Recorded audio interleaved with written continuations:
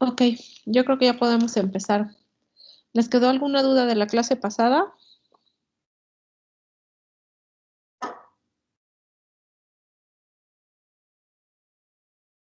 ¿No? Ok. No, Bueno, el tema de hoy es anemias megaloblásticas. ¿Sí? ¿Cómo ven esos neutrófilos que están ahí? ¿Son normales o les ven algo raro?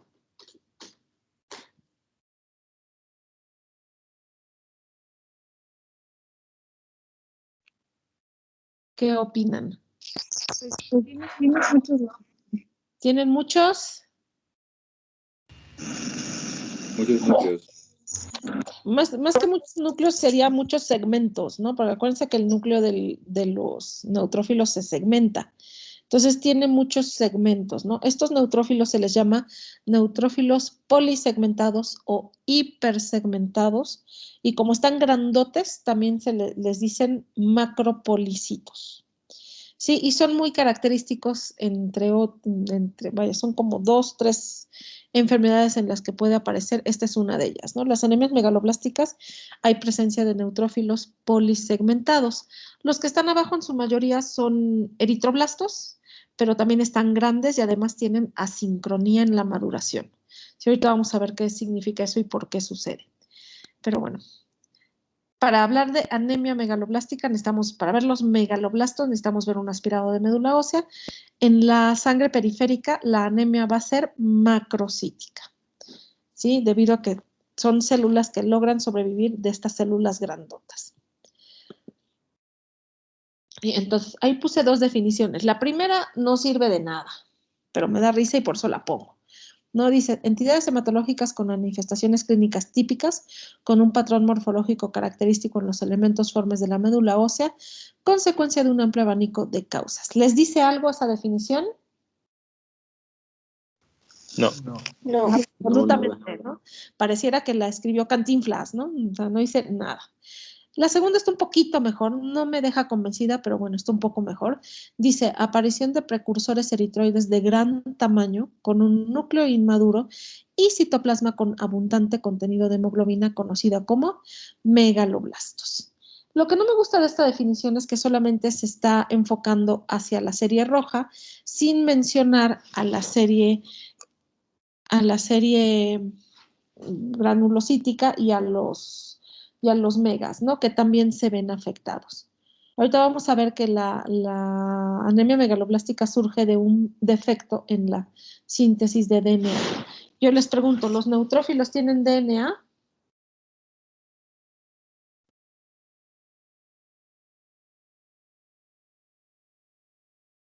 ¿Los neutrófilos tienen núcleo, sí o no? Sí. Sí. Sí, ¿no? ¿Y los megas, los megacariocitos?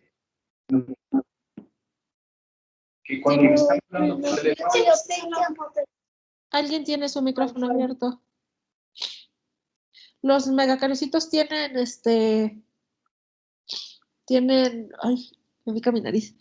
¿Los megacariocitos tienen núcleo? No. ¿No? Plaquetas no, pero los megas. ¿Eh? Sí. Sí, sí. Acuérdense que los megas, durante su etapa de megacardioblasto y de promegacariocito, sintetizan un montón de núcleos que el citoplasma nunca se separa, pero ahí están los núcleos, ¿no? Entonces, las 3 series necesitan DNA para poder producir células terminales, ¿no? Entonces, las anemias megaloblásticas pueden afectar las 3 series, es decir, los pacientes pueden desarrollar pancitopenia, bicitopenia o solamente anemia. Entonces es muy importante no olvidar eso.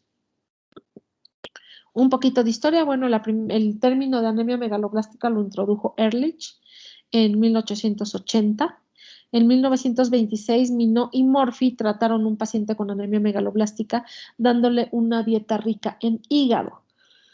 ¿De qué era la deficiencia? Y no me digan hierro, porque estamos hablando de megaloblásticas. Si le dio Vitamina B12. Ácido fólico. Vitamina B12.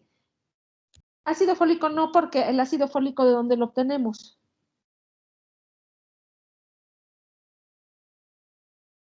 ¿Dónde obtenemos el ácido fólico?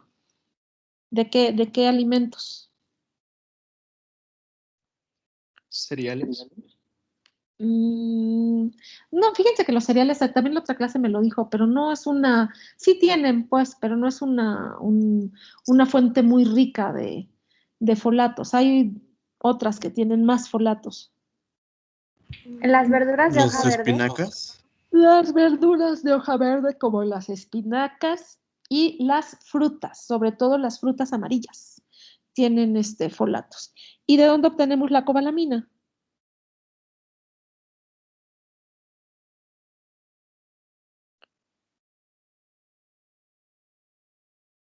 Lo acaban de decir hace unos momentos. Carnes, lácteos. Carnes, sobre todo carnes, lo que es carnes rojas, ¿no?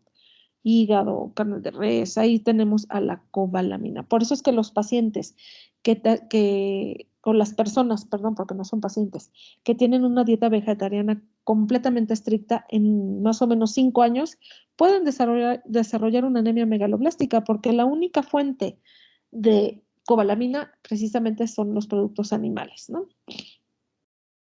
Bueno, siguiendo con la historia, Castle y colaboradores describieron el factor intrínseco, también conocido como factor de Castle.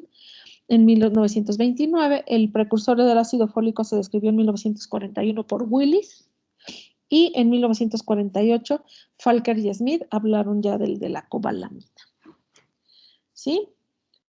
Hablando un poco de su incidencia, vamos a ver que son mucho menos frecuentes que las anemias ferropénicas, constituyen solamente del 2 al 5% de todas las anemias. De 612 pacientes atendidos por anemia carencial, fueron por anemia, fueron 74.8 fueron carenciales, y de ese 74.8, más del 90% fueron anemias ferropénicas, y ahí ponen 4% son las megaloblásticas, ya sea por deficiencia de ácido fólico o B12. Entonces, yo tengo sueño, no vayan a creer. Entonces, la causa más frecuente de anemia serían las ferropénicas y en mucho menor frecuencia serían las megaloblásticas. Si vemos un poquito de epidemiología nacional, en el Instituto Nacional de Nutrición de Salvador Subirán, constituyeron el 0.12% de todos los egresos hospitalarios, es decir, 93 casos de 73,000 egresos. ¿Sí? Nuevamente las mujeres tenemos mayor riesgo, no se sientan mal, chicas, a los hombres les da más leucemia y linfoma, entonces pues mejor que nos toquen las anemias, ¿no? Y bueno, los adultos en plenitud, sobre todo aquellos pacientes que tienen gastritis atróficas o gastritis por Helicobacter pylori, pueden desarrollar una anemia megaloblástica, ¿sí? Porque hacen gastritis atrófica. La síntesis del factor intrínseco depende de la síntesis del ácido clorhídrico. Si no hay ácido clorhídrico, no hay factor intrínseco. Si no hay factor intrínseco, la cobalamina no se va a absorber. Y bueno, en cuanto a las técnicas quirúrgicas derivativas, se refieren a todas esas cirugías que hacen ahora sí, los gastros cirujanos, que yo digo, hacen un moño del intestino, ¿no? Conectan el yeyuno con el ilion y luego con el duodeno y hacen ahí sus conexiones raras. También, si se saltan alguna parte importante o extensa del intestino, pueden hacer anemias megaloblásticas. Ahorita vamos a ver dónde se absorbe todo. Y vamos a empezar con la absorción de cobalamina. ¿Alguna duda hasta aquí? No, doctora. No, doctora. ¿No? Ok. Entonces vamos a hablar de la absorción de la cobalamina o vitamina B2.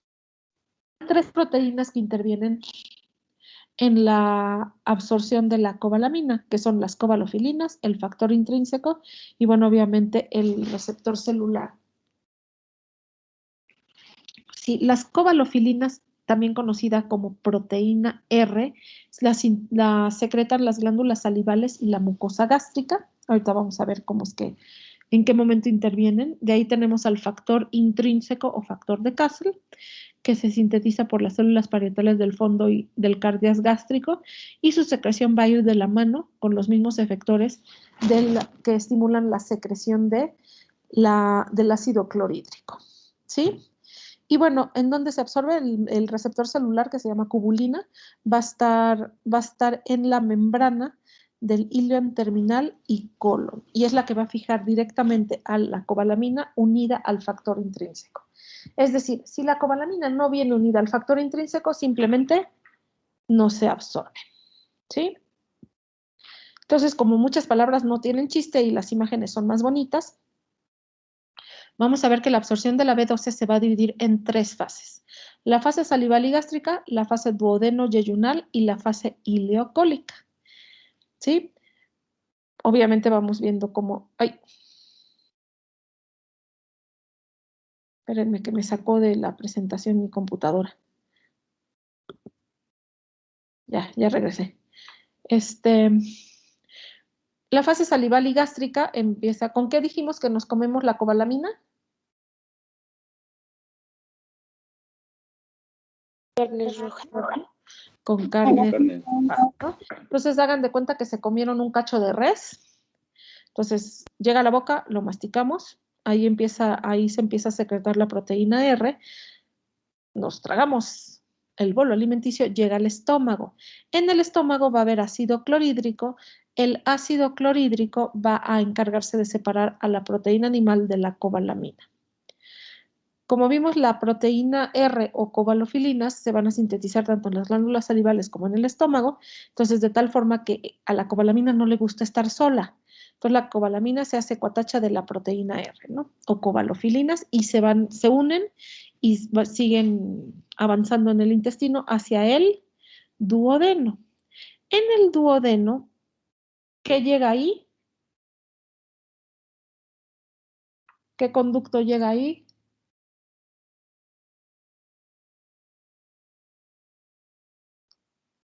El colédoco. El pancreático principal. Los dos, ¿no? Entonces el pancreático, el que me interesa es el pancreático. ¿Qué lleva el pancreático al intestino? ¿Bicarbonato? Además, Lipasa. enzimas en general, ¿no? Lleva proteasas, lleva pepsina, lleva lipasas. Todas esas enzimas pancreáticas se van a encargar en el duodeno de separar a la cobalamina de la proteína R. En el estómago, se me olvidó mencionar, obviamente también se está sintetizando el factor intrínseco. El factor intrínseco pasa con la cobalamina hacia el duodeno, pero no se puede unir a ella porque está unida a la proteína R. Una vez que se separa por medio de las enzimas pancreáticas la proteína R de la cobalamina, se une con el factor intrínseco y viajan todo el yeyuno y prácticamente todo el ilion hasta la parte terminal del ilion y del colon, donde se va a absorber por medio de la cubulina, ¿no? Esta va a unir al factor intrínseco con la cobalamina, la mete a la célula, como se ve ahí en ese circulito que está como aumentado. Dentro de la célula, el factor intrínseco se separa de la cobalamina y se une con la transcobalamina 2, que es finalmente la que la va a transportar ya hacia el plasma y se lo va a llevar a donde se necesite. ¿Sí? Entonces, este cuadrito me gusta porque en los cuadros azules, este dibujito más bien, en los cuadros azules, viene en donde puede haber problemas con la absorción, que puede ser desde deficiencia en la dieta o acloridria. ¿Qué pasa con los pacientes que tienen acloridria? ¿Por qué no absorberían la cobalamina?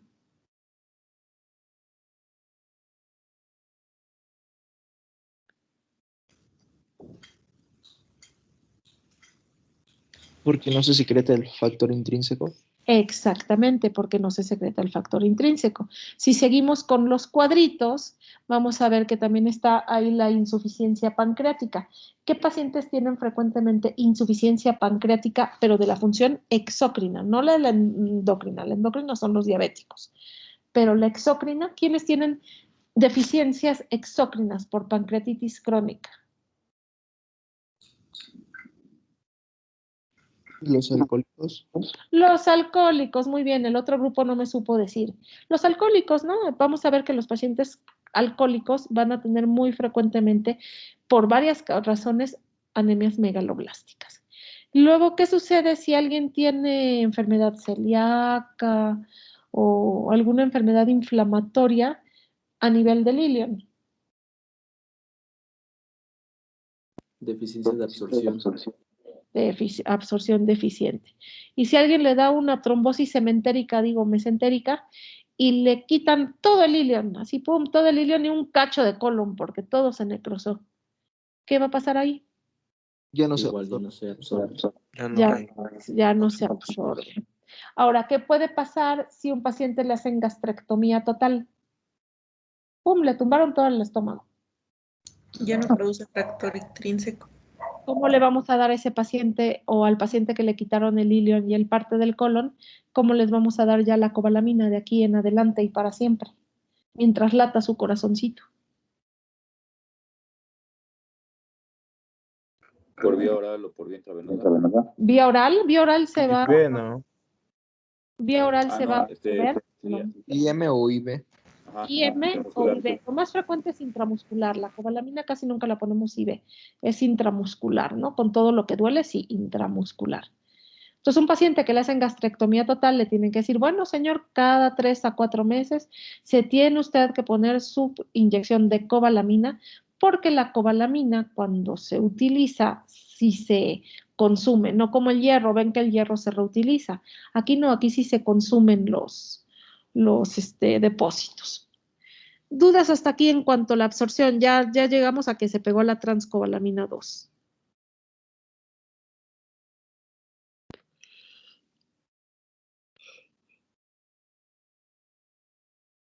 ¿Ninguna duda? Ok. No, Bueno, hablando de la transcobalamina, vamos a ver que hay 3 transcobalaminos. Está bien fácil, 1, 2 y 3. La importante es la 2. La 1 y la 3. Ambas las van a producir en su mayor parte los granulocitos. La transcobalamina 1 se satura casi completamente de cobalamina, pero no la suelta. ¿Sí? Y la 3 prácticamente no se une casi a la cobalamina o es muy poca su unión y va a contribuir a la capacidad sérica de la cobalamina no saturada, es decir, cuando no está pegada. ¿Sí? Y la importante es la transcobalamina 2. La transcobalamina 2 se sintetiza por el hígado, fibroblastos, macrófagos y células endoteliales. Es más chiquita, posee menos carbohidratos y se desacopla muy fácilmente en los tejidos de la vitamina. ¿Qué es lo que queremos, no? Queremos un transportador que la lleve a donde la necesitamos y que la suelte, en pocas palabras. Hay deficiencia congénita de transcobalamina 2. Cuando hay ausencia de esta proteína, los pacientes desarrollan anemia megaloblástica, a diferencia de cuando hay deficiencia de la transcobalamina 1 y 3. ¿Sí? Entonces, bueno, ¿para qué necesitamos? ¿Alguien sabe para qué necesitamos la B12? ¿En qué nos beneficia? ¿En qué nos ayuda?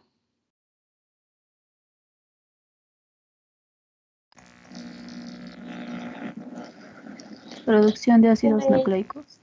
Bueno, uno es que interviene en el metabolismo con el ácido fólico para la producción de ácidos nucleicos y la otra, En el sistema nervioso central, la mielina. sistema nervioso central, exactamente. Entonces, la B12 tiene 2 procesos bastante importantes, ¿no?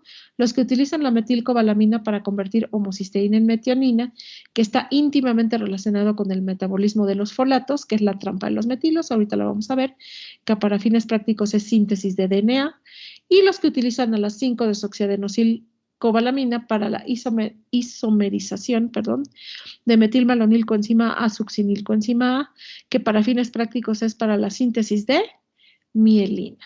Cuando hay una deficiencia, sobre todo profunda, de la vitamina B12, los pacientes empiezan a desmielinizarse los cordones laterales y posteriores de la médula espinal. ¿Y qué va a pasar? Bueno, pues van a tener, obviamente, parestesias, disestesias, pierden la sensación vibratoria, la propiocepción, luego tienen trastornos de la marcha y así conforme va subiendo la desmielinización. Entonces, por eso es importante recordarlo, ¿no? Los pacientes con anemia megaloblástica con deficiencia de vitamina B12, además de todos los síntomas de la anemia megaloblástica, van a tener síntomas neurológicos. ¿Sí? Aquí al cambiarle el formato me cambió a miligramos y yo no vi, pero son microgramos, ¿no?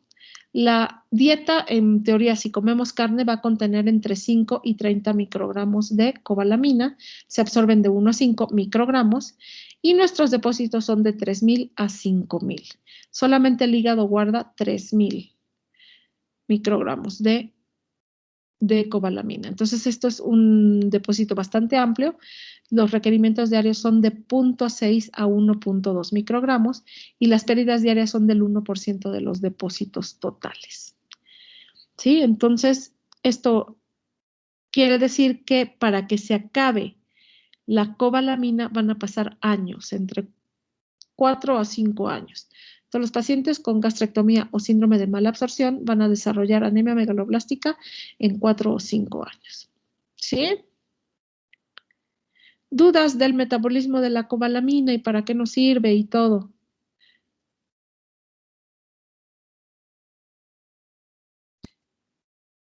No, doctora. ¿No? No, doctora. Entonces pasamos con la facilita, los folatos. El ácido fólico o ácido teroil monoglutámico, que yo digo que sigamos diciendo fólico, nos los vamos a comer en los alimentos que ya habíamos dicho. ¿Qué alimentos?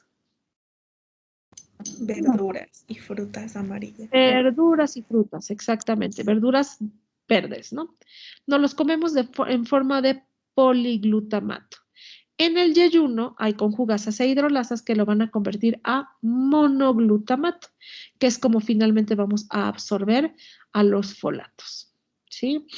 Como no encontré una diapositiva bonita, tuve que hacerla yo, pues no se rían.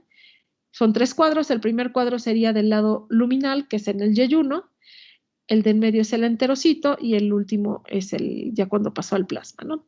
Entonces decíamos, nos los comemos como poliglutamatos. Ojo, el folato es termolábil. Si ponemos a hervir las espinacas, ya valió el folatos, ¿no? Entonces nos los comemos como poliglutamatos. Por hidrolasas y conjugasas se convierten en monoglutamatos en el yeyuno. Y está fácil, aquí va a haber 2 transportadores. El activo, que es la proteína fijadora de folato, que utiliza energía, mete al monoglutamato a la célula, y el pasivo, que es el transportador específico de folato reducido, que va a también igual a meter al monoglutamato. Dentro de todas nuestras células que se reproducen, va a haber esa enzima que está ahí en medio del rojo, que es la dihidrofolato reductasa. Esa es la enzima más importante en cuanto a el metabolismo del ácido fólico. ¿Por qué pongo allá el metotrexate? ¿Por qué se les ocurre? ¿Por qué lo inhibe? Lo inhibe. Si nosotros ponemos dosis altas de metotrexate, como hacemos en los pacientes con leucemia, que les zumbamos una buena cantidad de metotrexate, siempre tenemos que rescatarlos con ácido folínico, que es la forma activa de los folatos para que no se nos compliquen y se nos puedan morir, ¿no? Entonces, la dihidrofolato reductasa va a convertir a los monoglutamatos en la forma activa de los folatos, que es el metiltetrahidrofolato. Este metiltetrahidrofolato se puede ir así en forma activa, solito o pegado con la albúmina, o bien como monoglutamato, y una vez que se va a guardar que los depósitos están principalmente en el hígado, se convierten nuevamente en poliglutamatos para poder ser depositado. ¿Sí? ¿Dudas de la absorción de los folatos? Este no tiene transportador especial. Hey. ¿Cree que podría repetir el nombre de los transportadores pasivo y activo, por favor? Bueno, de hecho están ahí abajo. El que dice FBP es la proteína fijadora de folato. B de binding, folate binding protein. Y la otra es el transportador específico de folato reducido. No las había visto. Gracias, doctora. No te preocupes, está bien. Les pongo ahí abajo porque son muchas abreviaturas y así hasta a mí luego se me olvidan los nombres, entonces para eso están ahí. ¿Alguna otra duda que tengan? ¿No? Si se fijan, la absorción de los folatos es miel sobre hojuelas en comparación con la de la cobalamina, ¿no? Que se une con una, luego se une con otra y luego así se va, ¿no? Entonces los folatos se van solitos o con la albúmina. Dicen que es la chica fácil del plasma. Nuevamente aquí no me di cuenta que me los había cambiado a miligramos, son microgramos. Si comemos frutas y verduras, frutas amarillas y verduras de hojas verdes, no papas y zanahorias, nuestra dieta contiene alrededor de 500 a 700 microgramos. Si pongo a hervir mis verduras, se va a perder el folato, no es termolábil. Las reservas se localizan principalmente en el hígado como pteroilglutamatos o poliglutamatos, pero una dieta carente de folatos, es decir, si yo el día de hoy decido, no voy a comer nada que tenga folatos, ¿no? Voy a desarrollar una anemia megaloblástica en alrededor de 4 meses, dice pocas semanas. Es difícil esto porque ahora le echan folato a todo, ¿no? ¿Por qué le echan folato a todo? Papas Sabritas adicionadas con folatos, ¿no? Pingüinos adicionados con folatos. ¿Por qué le están poniendo folato a todo? ¿Qué les preocupa? Que las personas ya no comen suficientes frutas y verduras, o por lo menos no lo hacen crudas. ¿Pero por qué? O sea, ¿qué es lo qué complicación puede dar a una persona que tiene, además de la megaloblástica, que pues no hay tanto, no les preocupa tanto al gobierno? ¿Qué pasa con la deficiencia de los folatos? Sobre todo en las mujeres. Los déficits de cierre de tubo neural Alteraciones en el embarazo. Exactamente. Una mujer que tiene deficiencia de folatos y se embaraza, su bebé puede tener problemas con el cierre del tubo neural. Entonces, nacer con discapacidades, ¿no? Entonces, bueno, por eso digo que es difícil una dieta carente de folatos. Ahora le echan folato a la leche, folato al cereal, folato a todo, ¿no? Por eso mismo. Si nuestros requerimientos diarios no son muchos, de 50 a 200 microgramos, ahí es microgramos también, una disculpa. Y bueno, las pastillitas que les dan a las embarazadas de folato o a las que quieren embarazarse, no entiendo por qué, pero bueno, cada quien, son de 400 microgramos y la dosis terapéutica es de 4 a 5 miligramos. ¿Sí? Esto lo vamos a ver más adelante, así es que no se asusten. Entonces, ¿qué sucede? Una dieta carente de folatos me lleva a niveles séricos bajos de folatos, es decir, poco folato en la sangre. Eso me va a llevar a que los neutrófilos tarden mucho en madurar y se van a hacer polisegmentados. Los eritroblastos tardan mucho en madurar, empiezan a sintetizar grandes cantidades de hemoglobina, se vuelven macrocíticos y finalmente la médula ósea va a tener una maduración megaloblástica de las 3 series. Lo cual, ahí puse anemia, pero bueno, me puede llevar desde anemia, bicitopenia o hasta pancitopenia. Todo esto sucede en alrededor de 4 meses. ¿Cuánto tarda un paciente con deficiencia de cobalamina para que se le acaben sus depósitos? Años, ¿no? 4 a 5 años. Bueno, los folatos se acaban muy rápido. Nuestros depósitos de folatos son muy lábiles. ¿Sí? Entonces, ¿para qué necesitamos, decíamos, a los folatos y a la B12? Para la síntesis de DNA, en general los dos.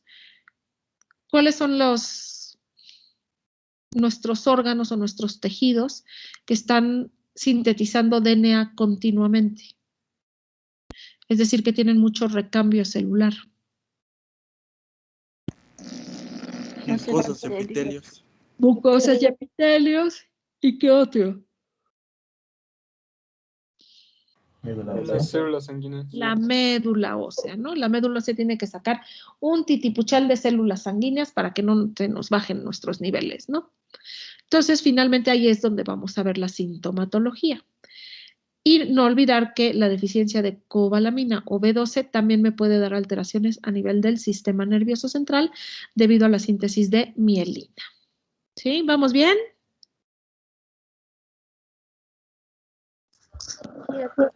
Sí, doctora. Sí, doctora. Entonces, para dar un poquito de repaso, tenemos que la deficiencia de folatos y de B12 me va a llevar a una alteración de la síntesis del DNA.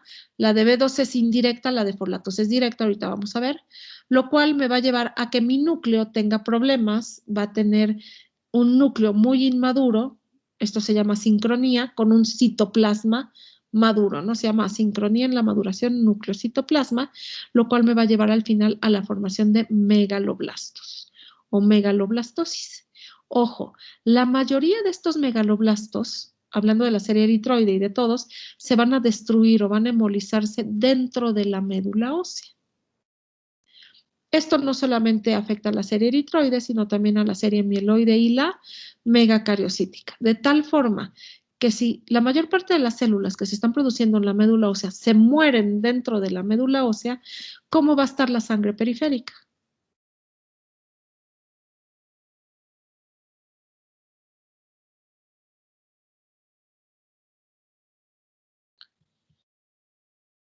Sin elementos formes. Sin elementos, es decir, a lo que quiero que lleguen y que les quede muy claro es que la anemia megaloblástica me puede producir pancitopenia.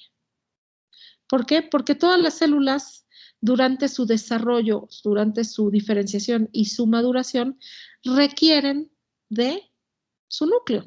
Si el núcleo tiene problemas o alteraciones en la síntesis de DNA, quiere decir que esas células se van a morir dentro de la médula y al final voy a quedar con una sangre periférica vacía.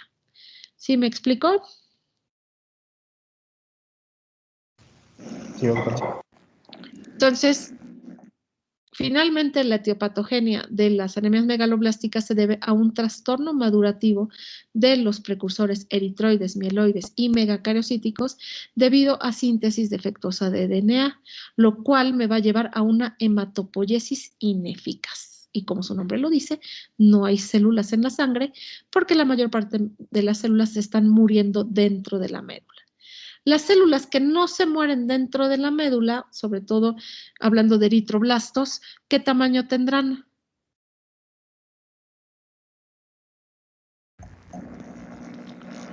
Grandes. Van a ser grandes, ¿no?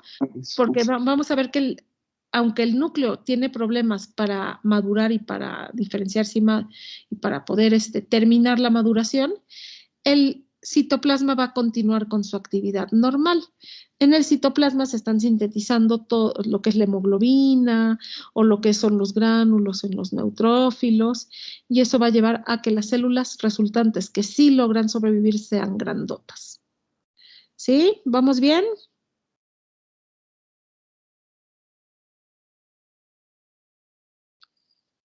Doctora. Ahora, lo que les decía, aquí está la trampa de los metilos. No es que la cobalamina intervenga directamente en la síntesis de ácidos nucleicos, sino que vemos ahí donde está la letra A, yo necesito la forma activa, bueno, ¿quién activa a los folatos? Al metiltetrahidrofolato. ¿Qué enzima? Hidrofolato reductasa. Exactamente. Entonces, la dihidrofolato reductasa activa los folatos y se forma metiltetrahidrofolato. Para que el metiltetrahidrofolato pueda entrar a la síntesis de DNA, necesita deshacerse de ese metil. Ese metil lo va a aceptar la cobalamina. La cobalamina, por medio de la enzima metionina sintetasa, se convierte a metilcobalamina y ya ahora sí, perdón, por la metionina sintetasa, transforma homocisteína en metionina. Y eso libera al folato, ya en forma de tetrahidrofolato, que finalmente va a entrar en la síntesis de purinas y otros componentes de los ácidos nucleicos. ¿Qué pasa si no hay cobalamina? Nada de cobalamina.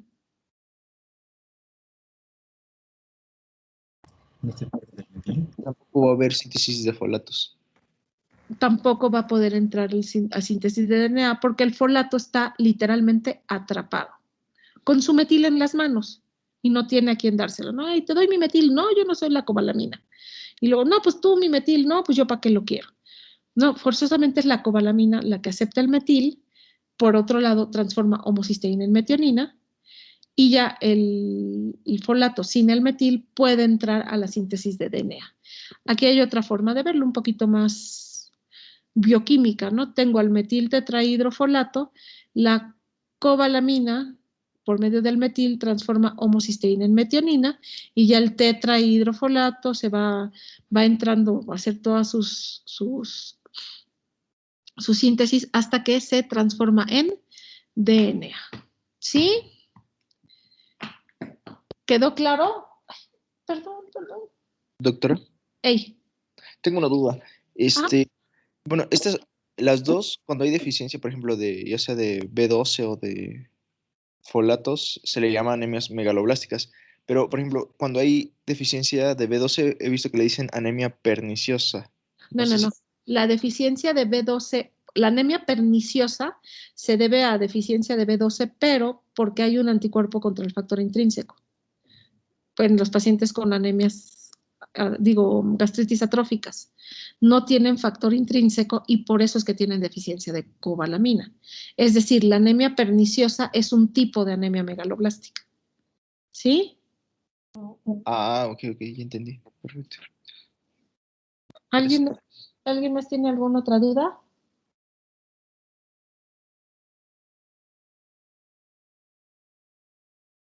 ¿No? Ok. No, doctora. Entonces, tenemos, como se había dicho, cuando hay deficiencia de B12 o ácido fólico, puede ser una deficiencia combinada, hasta puede ser deficiencia de las tres, ¿no? En las anemias carenciales. Pero bueno, de cobalamina y cobalamina y B12, sí, ¿no? De folatos y cobalamina va a haber un retraso en la síntesis del DNA por el proceso que vimos hace unos momentos. El núcleo está atorado, tenemos retraso en la síntesis de DNA, pero los componentes del citoplasma continúan su actividad normal. Esto me va a llevar a asincronía en la maduración núcleo-citoplasma y que la célula aumente de tamaño.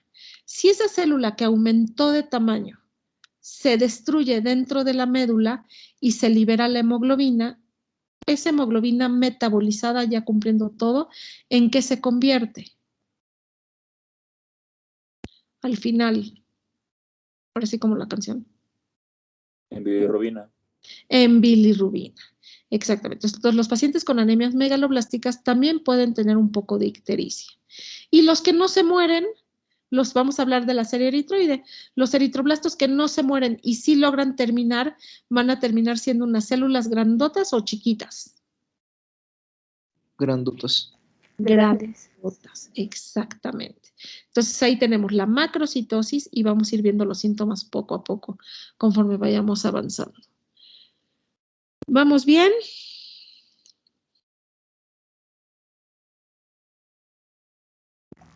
Sí, doctora. Entonces, dejando los metabolismos y las enzimas y todas esas cosas que le dan a una dolor de cabeza, vamos a pasar a lo que nos gusta a los médicos, ¿no? Al cuadro clínico. La media de edad de presentación va a ser generalmente arriba de los 50 años, 41 años. En Perú dicen 53, en Puebla 58, en el Distrito Federal fue de 41.8. Pero el rango de edad es muy amplio, ¿no? Desde los 15 hasta los 85. Nuevamente es más frecuente en nosotras, ¿no? Hombre-mujer 1 a 1.5. Sí, no es mucha la diferencia, pero sí es algo. En cuanto a los síntomas, es muy importante mencionar el sistema nervioso central. Cuando la deficiencia es por B12, sobre todo si es una deficiencia ya muy, muy profunda, van a aparecer anormalidades neurológicas por, ya habíamos dicho, ¿no? La desmielinización de los cordones laterales y posteriores de la médula espinal, lo cual inicialmente me lleva a la pérdida de la sensibilidad vibratoria, conforme avanza pérdida del sentido de las posiciones o propiocepción, trastornos de la marcha hasta que quedan en silla de ruedas, pérdida del control de los esfínteres vesical y rectal y finalmente demencia megaloblástica. Esto es conforme va subiendo la desmielinización. A mí en lo personal me ha tocado ver hasta trastornos de la marcha, un paciente que llegó en silla de ruedas, ¿no? Entonces, no dudo que pueda llegar es más raro, pero sí puede llegar, ¿no?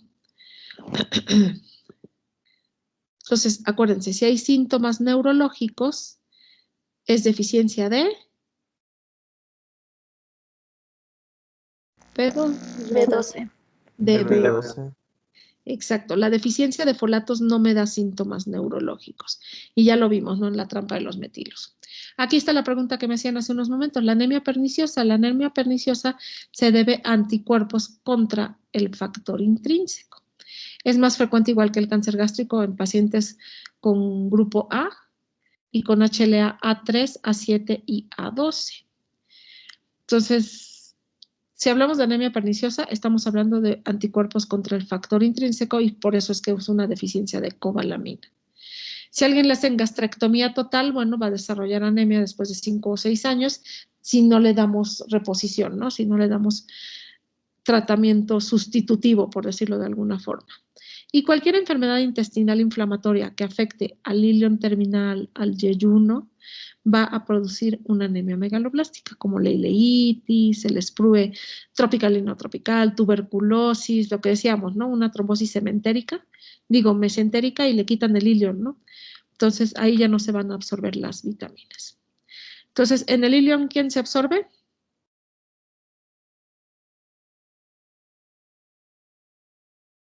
La B12. La B12. ¿En el yeyuno? Ácido fólico. Ácido fólico. ¿Y en el duodeno? ¿Quién se absorbe? ¿El hierro? El hierro. Muy bien. Entonces ya sabemos dónde se absorben todas, ¿no?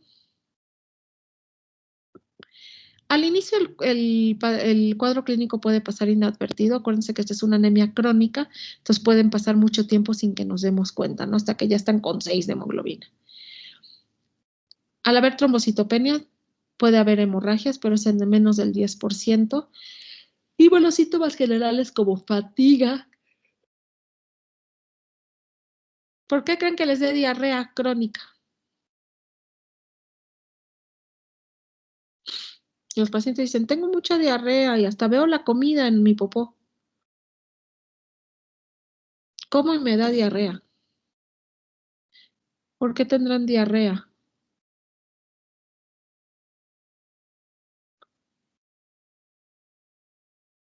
¿Qué decíamos de los órganos que tienen muchos o tejidos que tienen mucho recambio celular? ¿Cuáles son? Los epitelios. ¿Y la? Y las mucosas. La mucosa. ¿Es por la incompetencia de las mucosas? Porque no están. ¿Por qué? ¿Incompetencia o pues no están teniendo... ¿Qué creen que les pase a las vellosidades en el intestino cuando no hay folatos o Se cobalamina? descaman. Atrofian.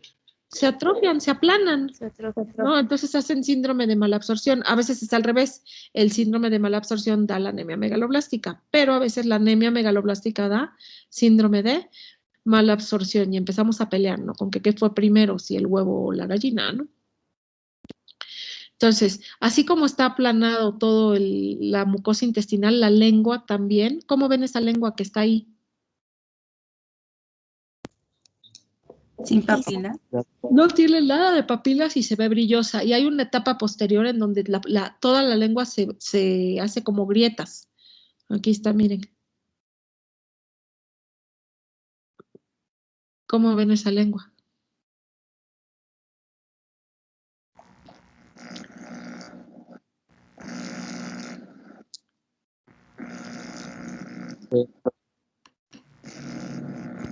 ¿Cómo? Fea. Bueno, además de fea, está toda agrietada, ¿no? Sí. Está completamente agrietada. Esto es muy, muy, muy característico de la anemia megaloblástica. Les duele la lengua, les arde, no aprueban nada, tienen estomatitis angular o boqueras. Todo esto es por problemas con la replicación celular, ¿no? Se aplana todo. Miren, aquí está una foto de la mucosa. ¿Cómo ven?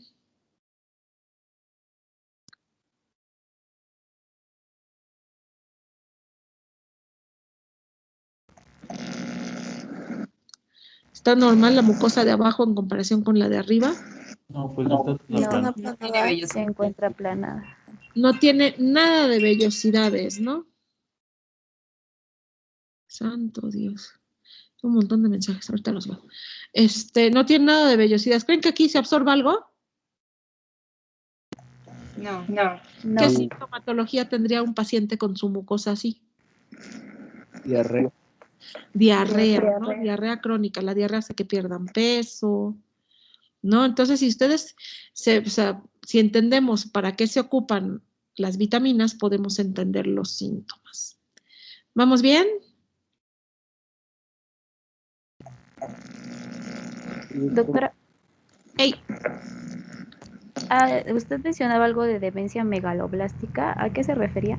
¿Me lo podría repetir? cuando la desmineralización ya llega al cerebro.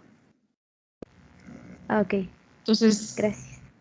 sufren de demencia, o sea, sé que se les van las cabras, ¿no? Tienen alteraciones neurológicas. Ok, doctora.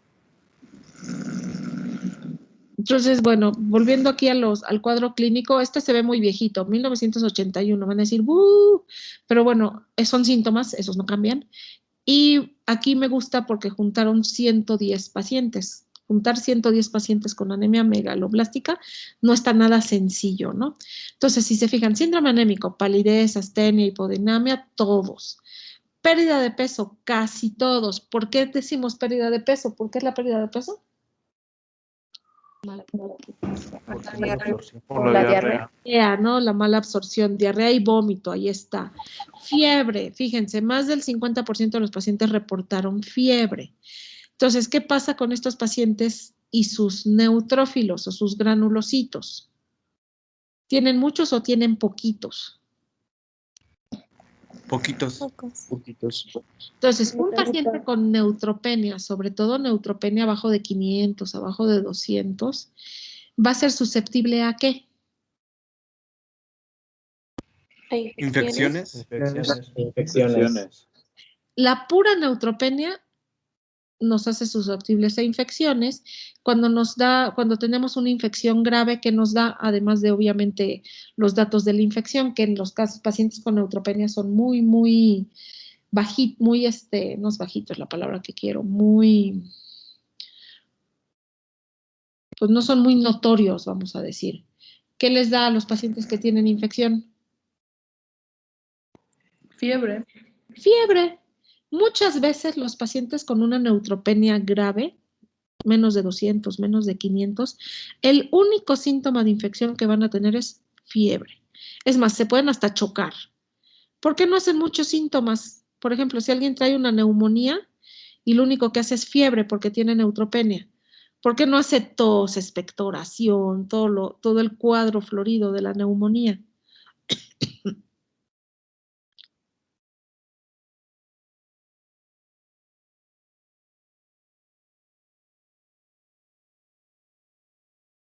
¿Qué se necesita para que alguien haga pus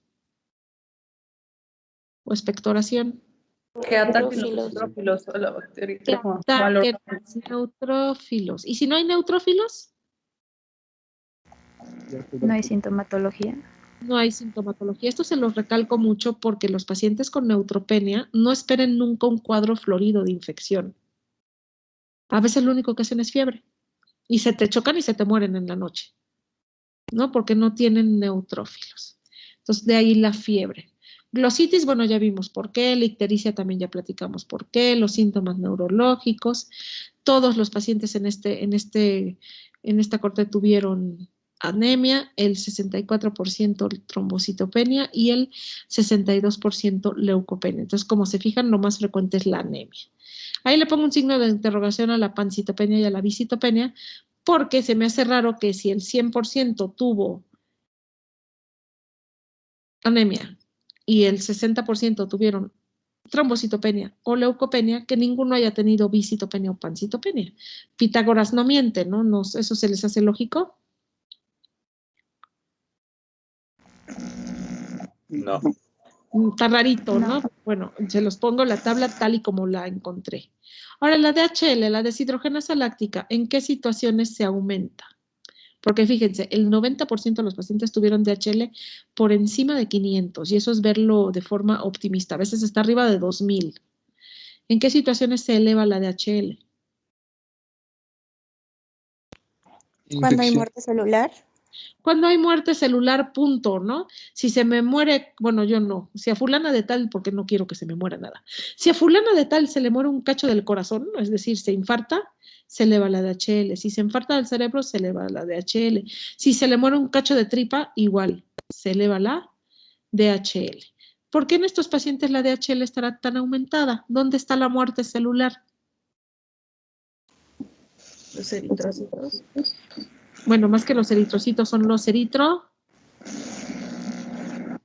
antes de que sean citos, los eritroblastos, los mielocitos, los metamielocitos, los megacariocitos, todas esas células por eso es hematopoiesis ineficaz, se están muriendo, se llama aborto medular. No se mueren dentro de la médula. Todo eso es que hace que se eleve la DHL, que aumente la bilirrubina. ¿Sí? ¿Me explico? ¿O ya los hice pelotas?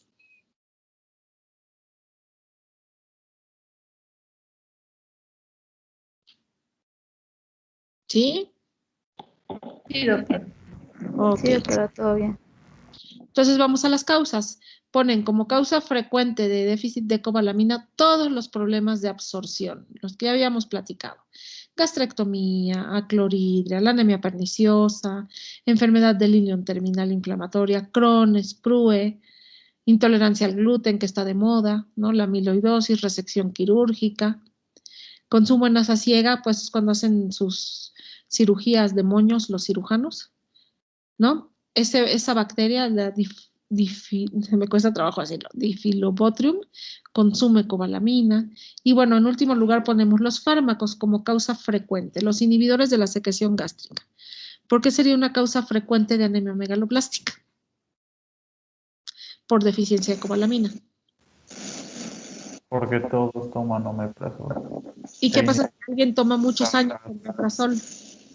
Se atrofia la mucosa gástrica, inhiben la secreción del ácido gástrico y pues con ello tampoco se absorbe la cobalamina. Porque no hay factor Intrínseco. Exactamente. Raras que yo ya digo, no es tan raro, son las dietas vegetarianas estrictas. No sé si alguien aquí y yo todos conocemos por lo menos una persona vegetariana, ¿no?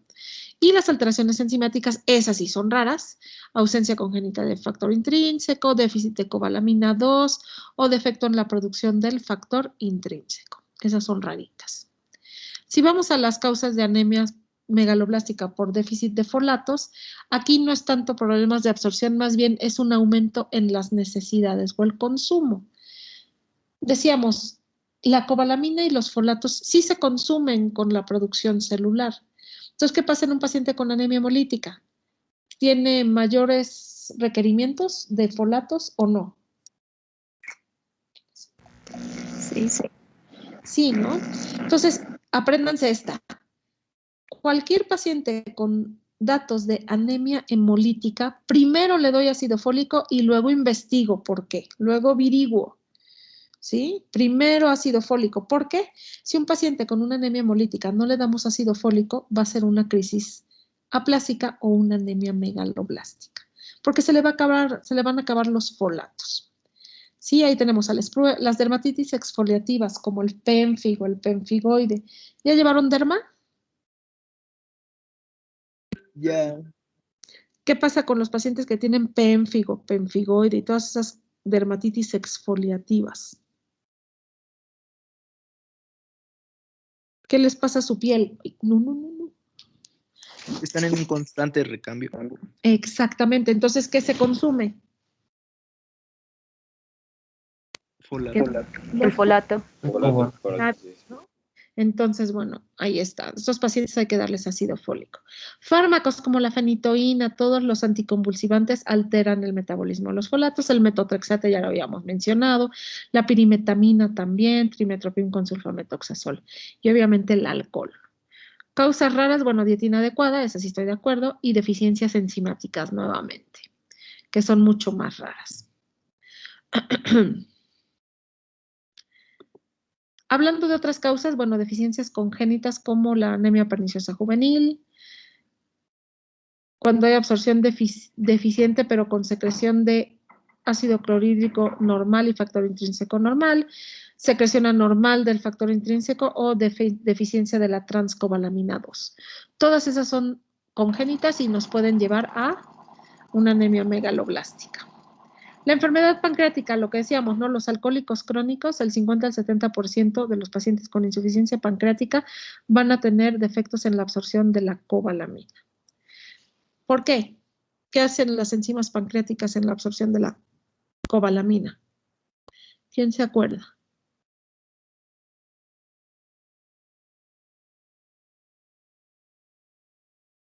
¿La separan de la proteína R? Exactamente, la separan de la proteína R. Si no se separa de la proteína R, pues no se puede absorber. Y bueno, deficiencia en la dieta, sobre todo pacientes que no comen, ¿no? Por ejemplo, el alcohólico, de esos teporochitos, que no comen nada más que toman alcohol, pues obviamente no consumen folatos, ¿no? O enfermedades mentales crónicas, donde el paciente hace check-out, pero ahí deja el cuerpecito, también no comen, ¿no? O vegetarianos estrictos, que ya lo habíamos comentado.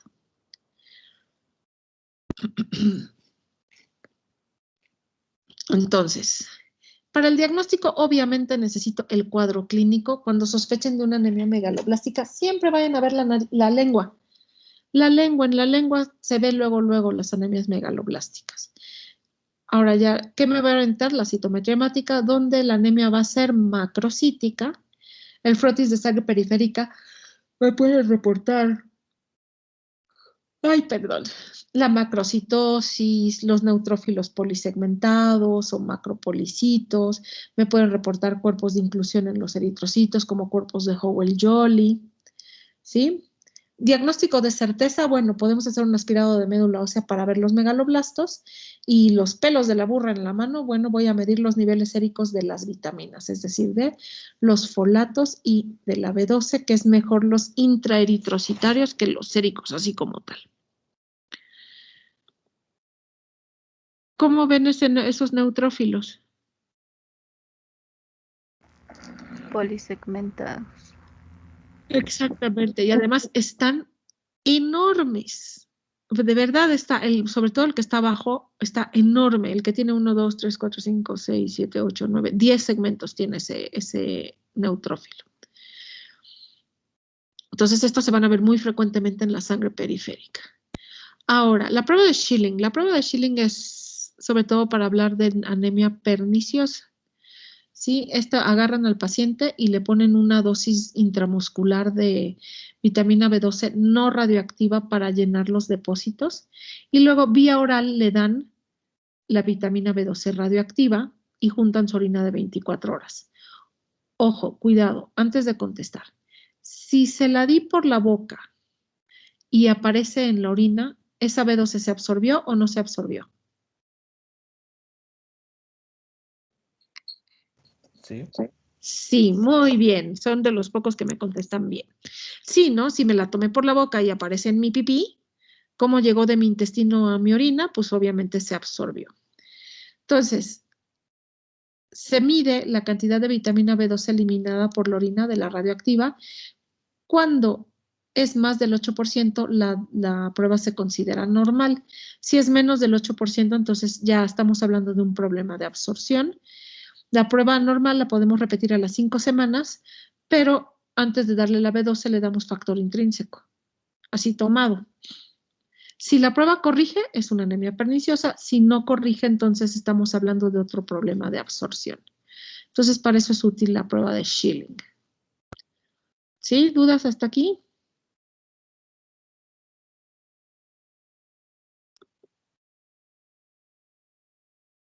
Bueno, en cuanto al diagnóstico, vamos a ver sangre periférica y médula ósea. La sangre periférica obviamente va a haber macrocitosis, es decir, el volumen corpuscular medio arriba de 100. Sí, ya habíamos dicho que puede haber cuerpos de inclusión como cuerpos de Howell-Jolly que están hechos de DNA. Puede haber normoblastos y trombocitopenia y bueno, va a haber leucopenia con hipersegmentación granulocitaria.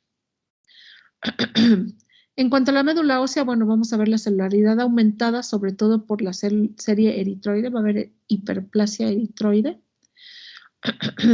Vamos a ver los cambios megaloblásticos que habíamos dicho, ¿no? Asincronía en la maduración nucleocitoplasma, vamos a ver megacariocitos grandes y no productores, bandas gigantes, y todo va a ser megaloblástica. Y bueno, hablando ya del diagnóstico de certeza, bueno, vamos a ver la deficiencia de cobalamina, los niveles séricos o intraeritrocitarios bajos, es decir, menos de 80 picogramos, y de los folatos es séricas menos de 4 e intraeritrocitarias menos de 160.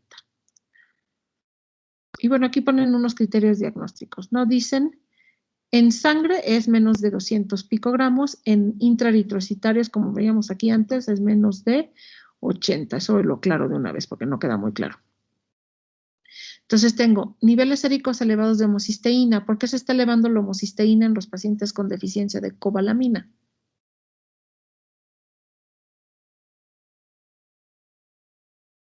Porque no se convierte en cisteína.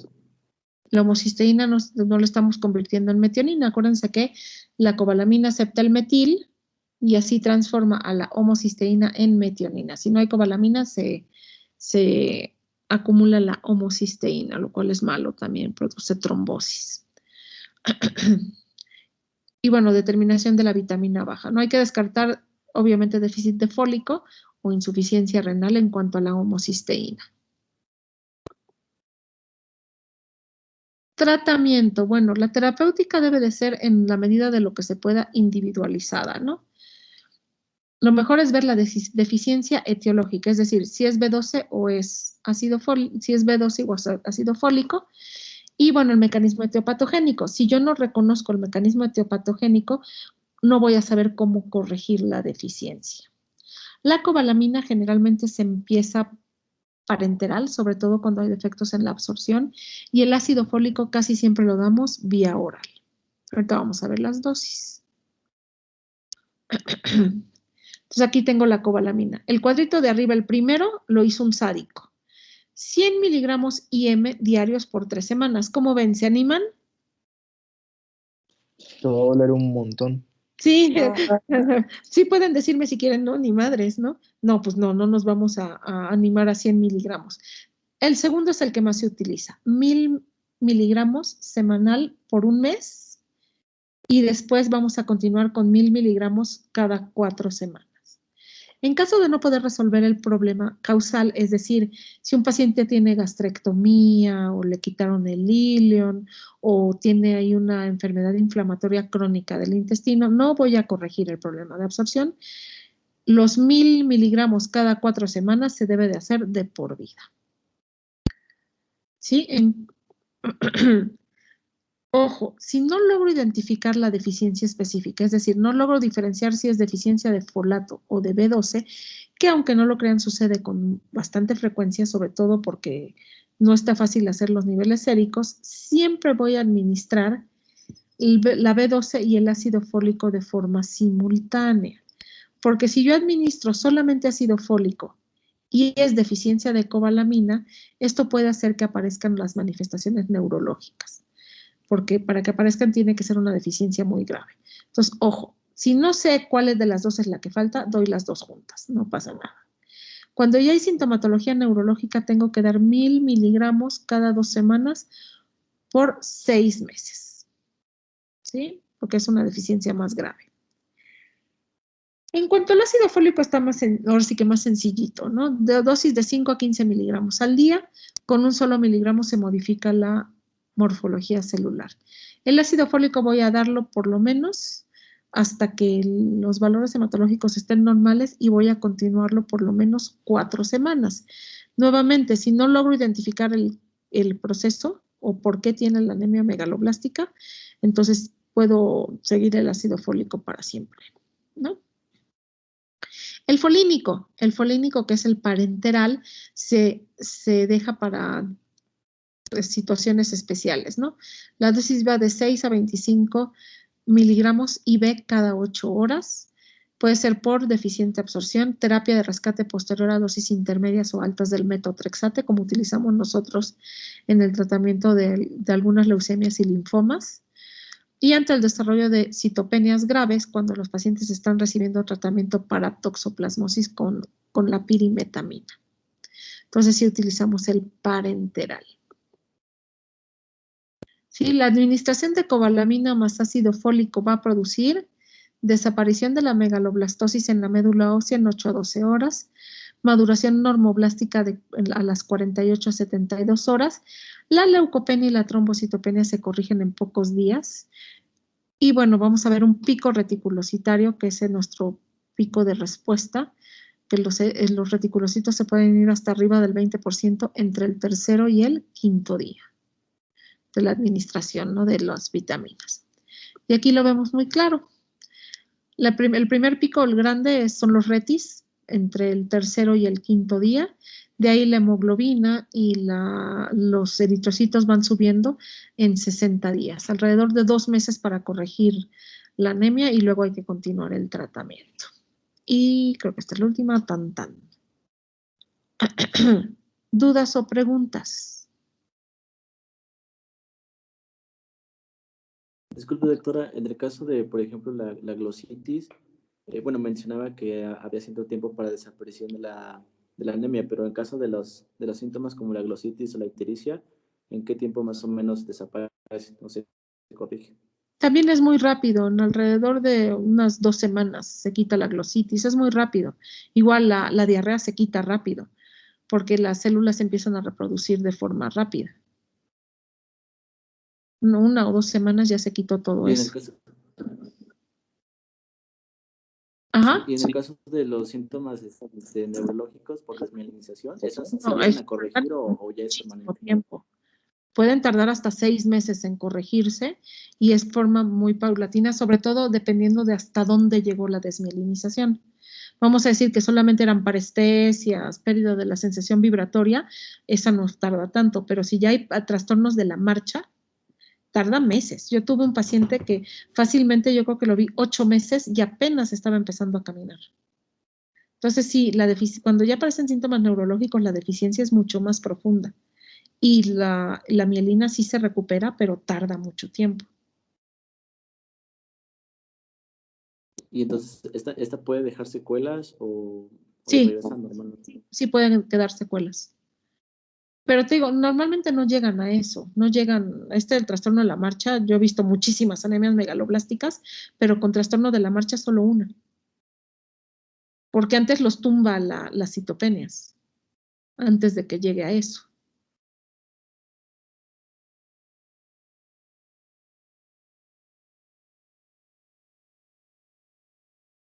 ¿Sí me explico? Sí, doctora, gracias. ¿Alguien más tiene alguna otra duda?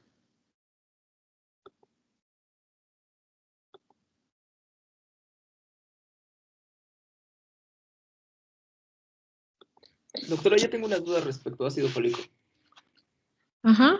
La suplementación en embarazadas tiene que ser 3 meses antes del embarazo y hasta la semana 12 del embarazo o durante todo. Bueno, esa pregunta te la contesta mucho mejor un ginecólogo, pero yo en lo personal pensaría que todo. Pero creo que sí lo dejan nada más el primer trimestre los ginecólogos. Ok, gracias. No, de nada. Creo que se supone que solo son el primer trimestre, No, los ginecólogos solo lo dejan el primer trimestre. ya que se haya cerrado el tubo neural, creo. Bueno, que Sí, es- ahora sí que es lo que les importa a ellos. Sí, sí, sí, Va, gracias. de nada. ¿Alguien más tiene alguna otra duda? Con ustedes sí terminé, con el otro grupo no terminé. Pero ustedes me los negré un poquito más, ya son 7:30.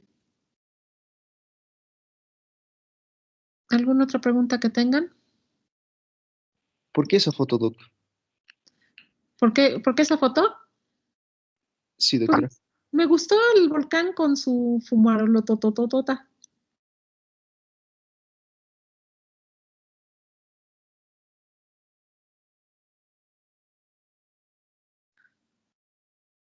Doctora, Ey,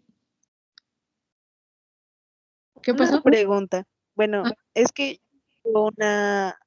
un familiar que tiene diabetes tipo 1. ¿Tiene diabetes tipo? Y bueno, yo supongo o sospecho que tipo 1. Y bueno, yo creo o sospecho que ya tiene insuficiente.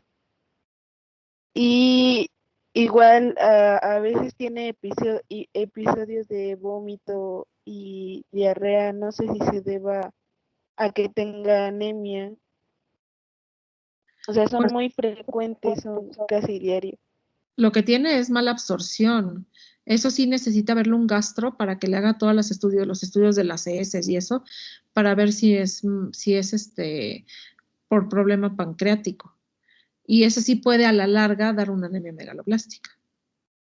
Pero para ver anemia, pues tendríamos que ver una citometría, ver si la anemia es macrocítica, todo eso. Pero si es una diarrea crónica, sí necesita verle un gastro. Muchas gracias. De nada. ¿Alguien más tiene alguna otra pregunta?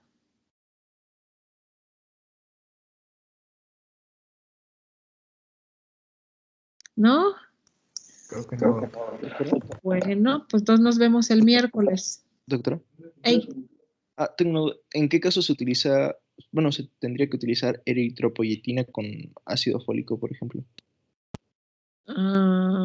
Es que la única razón para utilizar eritropoyetina es en insuficiencia renal crónica, en pacientes con síndromes mielodisplásicos que tienen problemas también de la síntesis, pero de las células, pero por problema en la médula ósea. Y, por ejemplo, la eritropoyetina se utiliza también en pacientes con quimioterapia, pero de ahí no hay otra razón. Muchas veces se abusa de la eritropoyetina. O sea, si no son esas tres, no veo una razón. Es que, bueno, conozco un paciente que le envían así de por vida, tiene enfermedad renal crónica, pero le envían eritropoyetina y ácido fólico, pero así como... Sí, ya para siempre, porque no sé qué tratamiento sustitutivo de la función renal tenga, pero... ¿Cómo? Lo dializan. Pues la diálisis peritoneal saca folatos y hierro. Entonces, sí, por eso siempre se les da. La eritropoyetina el problema endocrino que tiene el riñón, la falla renal, que no produce eritropoyetina, y los folatos por el tratamiento de la diálisis. Órale, muchas gracias. No, de nada. ¿Alguna otra pregunta que tengan?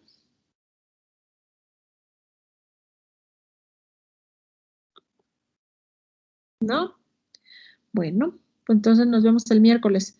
Les mando la clase, yo creo que el miércoles en la mañana. Si la acabo antes, porque las estoy tratando de actualizar, pues están ya muy cuchas. ¿Sale? Sí, doctora, está bien. Sí. Gracias. Muchas gracias. Gracias. Gracias, doctora. Gracias, doctora. Pórtense bien, Gracias, doctora. Gracias, doctora. Hasta luego.